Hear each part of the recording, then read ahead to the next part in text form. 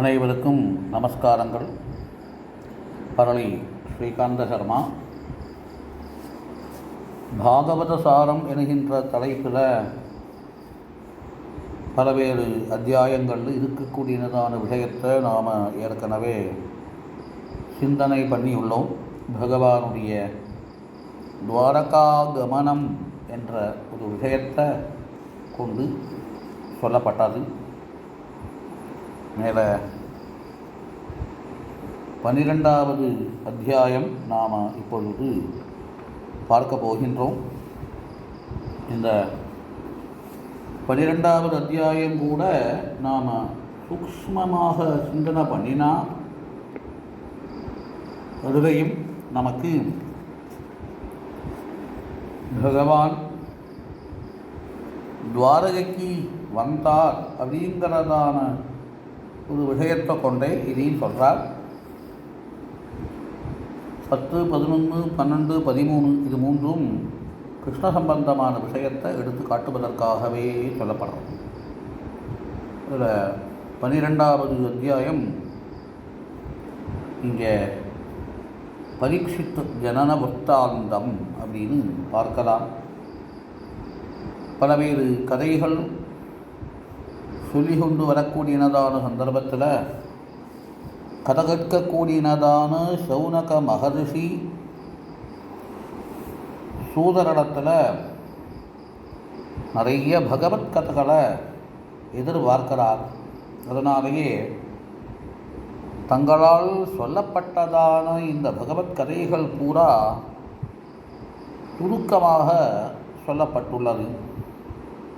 அது முக்கியமாக பாகவதம் கேட்டதான முக்கிய ஸ்ரோதாவாக இருக்கக்கூடியனதான பரீட்சித்தனுடைய கதையை இப்படி சுருக்கிட்டேல அந்த கதையை எனக்கு விஸ்தாரமாக கேட்கணும், நான் பரீட்சித்து கதையை கேட்க விரும்புகிறேன் அப்படின்னு இடத்துல சௌனக மகரிஷி கதை சொல்லக்கூடியனதான சூதரிடத்தில் தன்னுடைய ஆசையை தெரிவித்தார்.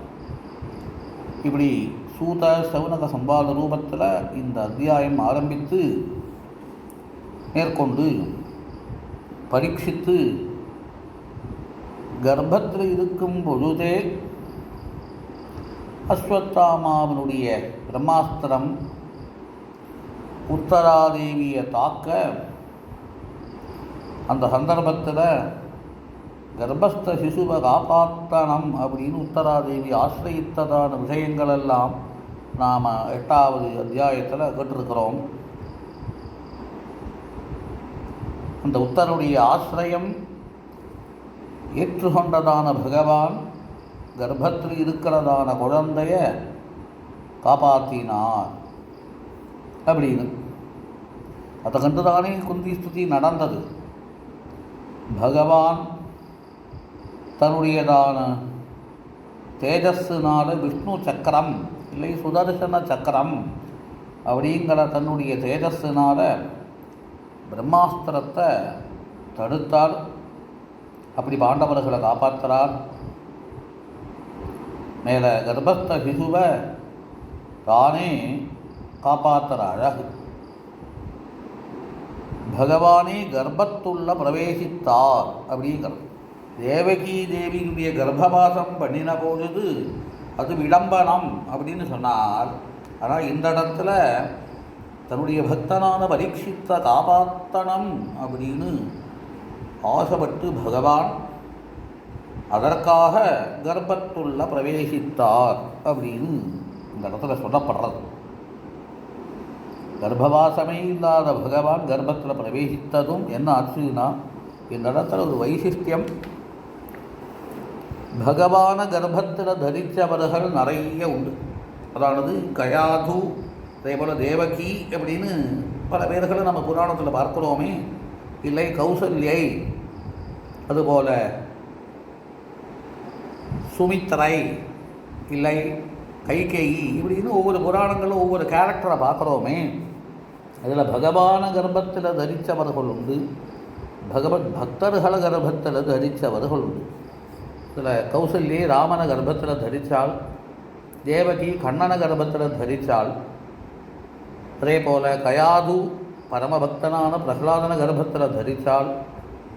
அதுபோன்று கைகேயி இல்லை சுமித்ரை பரம பாகவதர்களை கர்ப்பத்தில் தரித்தார்கள் அப்படின்னு சொல்லப்படுறது.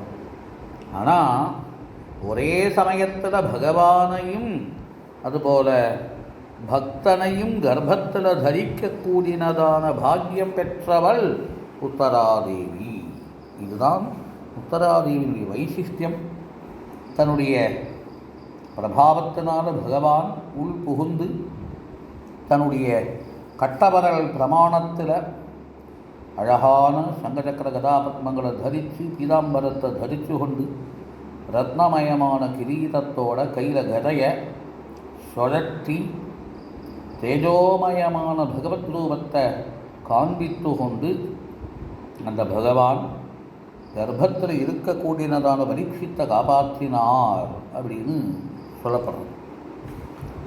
கர்ப்பங்கிறது 10 மாதம் பூர்ணமான நிலையில் பகவான் அந்த கர்ப்பத்தை விட்டு மறைஞ்சார். ஒரு சுப தினம் வந்த பொழுது எந்த விதமான கிளேசங்களும் இல்லாதபடி உத்தராதேவி பரீட்சித்த பிரசவித்தாள், ஈன்றெடுத்தாள் அப்படின்னு சொல்லப்படுறது. தன் குழந்தைய பார்க்கணும் எந்த தாயாருக்கும் ஆசை இருக்கும் இல்லையா? அந்த குழந்தைய பிரசவித்த சந்தர்ப்பத்திலேயே பரீட்சித்த எண்ணி கொண்டு பலவேறு தான தர்மங்கள் அங்கே செய்யப்படுறது, பலவேறு சாந்தி கர்மங்கள் செய்யப்படுகின்றது. இதெல்லாம் இங்கே நமக்கு காட்டலாம். இதில் ஒரு சூக்ஷ்மமான விஷயம், அந்த பகவானுடைய கிருபையில் தான் ஒவ்வொரு ஜீவனும் ஜனனம் அப்படின்னு கொள்கிறான். அம்மாவரிடத்துலேருந்து ஈன்றெடுக்கும் பொழுது அவருடைய பொக்குள்களுடைய அறுக்கதற்கு முன்னால் தான தர்மங்கள் பண்ணணும் அப்படின்னு ஒரு விதி உண்டு. ஒரு கால் அதை அறுத்தா மேலே தான தர்மாதிகள் பண்ணுறதுக்கு தகப்பனாருக்கு கூட தகுதி கிடையாது அப்படின்னு சொல்லுவார்கள்.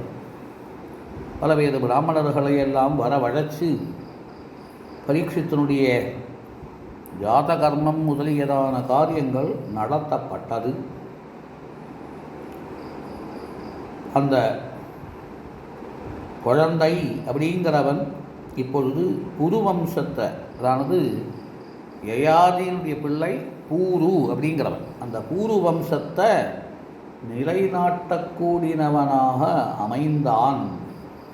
பகவானுடைய பூர்ண அனுகிரகம் உடையதான ஒரு சந்ததியாக அமைந்தான். அதனாலேயே இந்த பரீட்சித்துக்கு விஷ்ணுராதன் அப்படின்னு பேர் ஏற்பட்டது. பல பேர்கள் அந்த பேரில் கூப்பிடுவார்கள். மேலும் மகாபக்தன், கீர்த்தி உடையவன், பராக்கிரமம் உடையவன், அர்ஜுனனை போன்று வில்லாளி வீரன் அப்படிங்கிறதெல்லாம் இந்த பரீட்சித்திடத்தில் குணமாக சொல்லப்படுகின்றது. ஒரு காலம் தர்மம் தவறாதவன், தர்மம் தவறி நடக்கக்கூடியவர்களையெல்லாம் சாசனை பண்ணக்கூடியவன், கரியையும் சாசனை பண்ணி அடக்குவான்.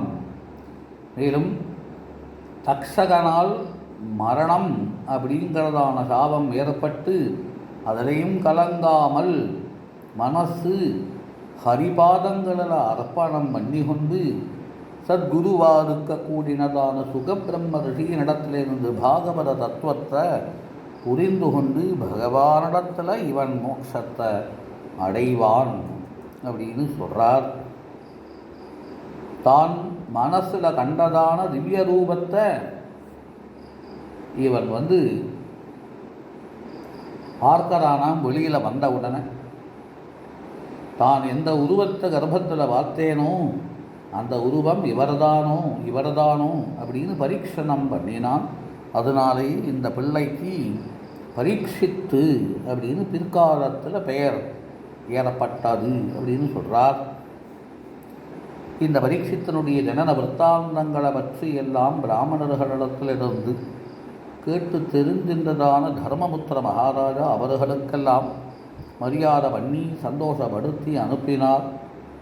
மேலே அஸ்வமேத யாகம் பண்ணணும் என்கின்றதான ஆசை தர்மபுத்திர மகாராஜாவிற்கு ஏற்பட்டது. எதனால் அப்படின்னா, தன்னுடைய சுவார்த்த லாபத்திற்காக தான் யுத்தத்தை நடத்தி பல பேர்களையும் கொலை பண்ணி ராஜ்யத்தை அடைந்திருக்கிறேன் என்கின்றதான விசாரம் இந்த தர்மபுத்திர மகாராஜாவை விட்டு விலகலை அப்படின்னு மறுபடியும் காட்டுறான். ஏற்கனவே பீஷ்மருடைய உபதேசத்தினால சாந்தி அடைஞ்சார் அப்படின்னு இருந்தாலும் இங்கே மறுபடியும் அதை சொல்கிறார். அடிக்கடி அடிக்கடி அது இவருக்கு நினைவுக்கு வராது அப்படின்னு. அதனால் அந்த விசாரம் அவரை விட்டு விலகாத நிலையில் இவருக்கு மறுபடியும் ஹிம்சையினால் ஒரு பாபம் அப்படிங்கிறது போக்க முடியுமா அப்படின்னு சந்தேகமெல்லாம் வர்றது. இருந்தாலும் பாப சமனத்திற்காக யாகம் பண்ணணும் அப்படின்னு ஆசைப்பட்டார். ஆனால் அது ராஜபோக தனமும் ஆசைப்பட்டு கிடையாது, ராஜ பதவி ஆசைப்பட்டு கிடையாது, போகத்தை ஆசைப்பட்டு கிடையாது, தனத்தை ஆசைப்பட்டு கிடையாது. மேலும் இந்த அஸ்வமேத யாகம் என்கின்றது ஜனங்களிடத்திலிருந்து தான்